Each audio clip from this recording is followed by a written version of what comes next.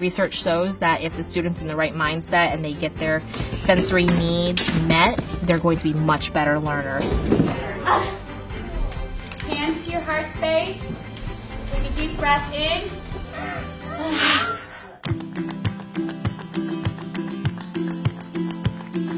The sensory room is probably my most important piece of the day. Students go to the sensory room in order to calm their bodies and get all the emotions out and stabilize themselves so they're ready to learn and they're happy.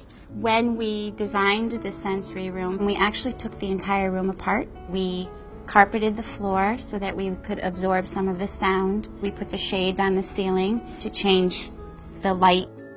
So when they walk in that room, they feel the change.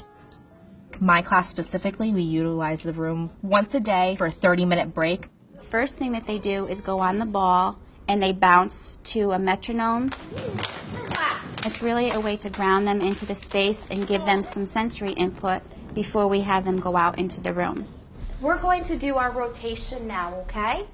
So there's different stations in the sensory room, and some of my students love specific stations. One in particular loves the punching bag and the ropes.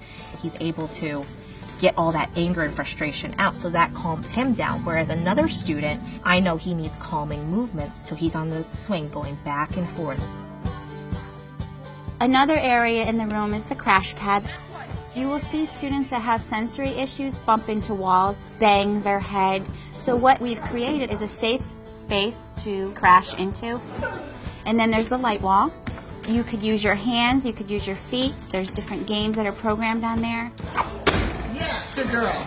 We also work on balance and coordination. The walking path works on all of those, and they have to right themselves, correct their body in space. We have 10-pound slam balls.